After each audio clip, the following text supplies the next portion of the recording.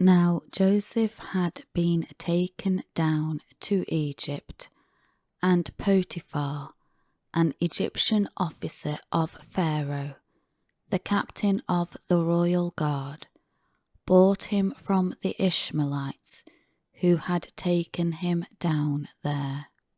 The Lord was with Joseph, and he, even though a slave, became a successful and prosperous man, and he was in the house of his master, the Egyptian. Now his master saw that the Lord was with him, and that the Lord caused all that he did to prosper, succeed in his hand. So Joseph pleased Potiphar, and found favour in his sight, and he served him as his personal servant. He made Joseph overseer over his house, and he put all that he owned in Joseph's charge. It happened that from the time that he made Joseph overseer in his house, and put him in charge over all that he owned, that the Lord blessed the Egyptian's house because of Joseph.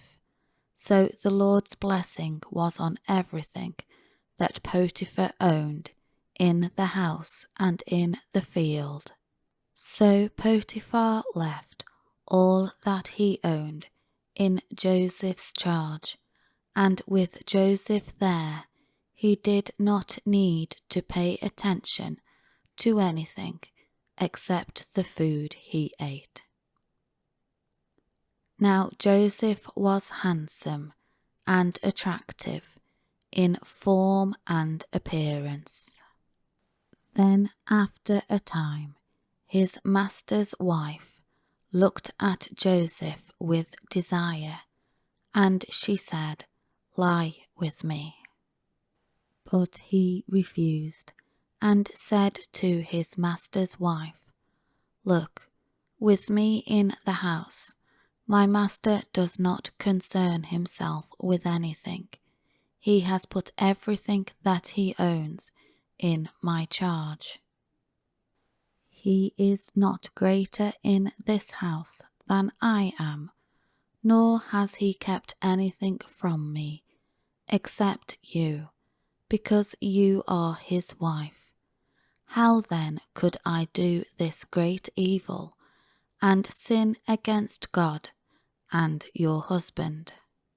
And so it was that she spoke to Joseph persistently day after day, but he did not listen to her plea to lie beside her or be with her. Then it happened one day that Joseph went into the house to attend to his duties, and none of the men of the household was there in the house. She caught Joseph by his outer robe, saying, "Lie with me." But he left his robe in her hand and ran, and got outside the house.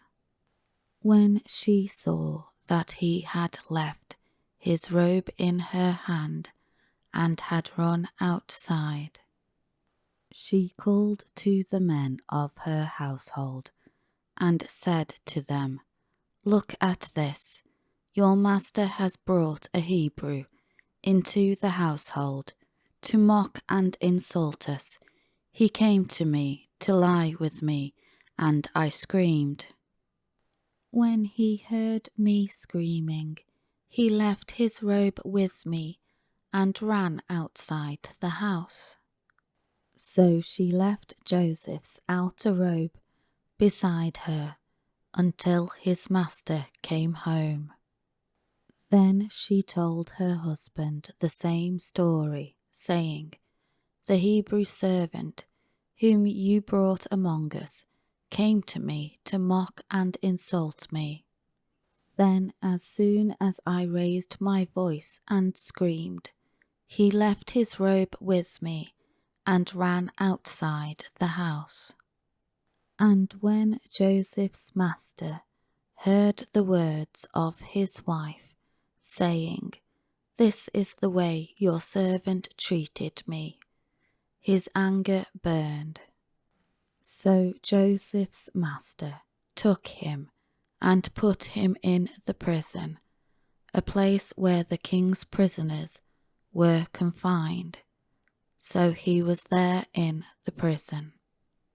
But the Lord was with Joseph, and extended loving kindness to him, and gave him favour in the sight of the warden.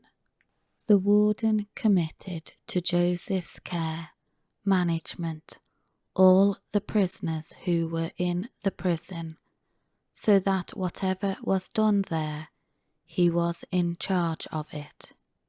The warden paid no attention to anything that was in Joseph's care, because the Lord was with him. Whatever Joseph did, the Lord made to prosper.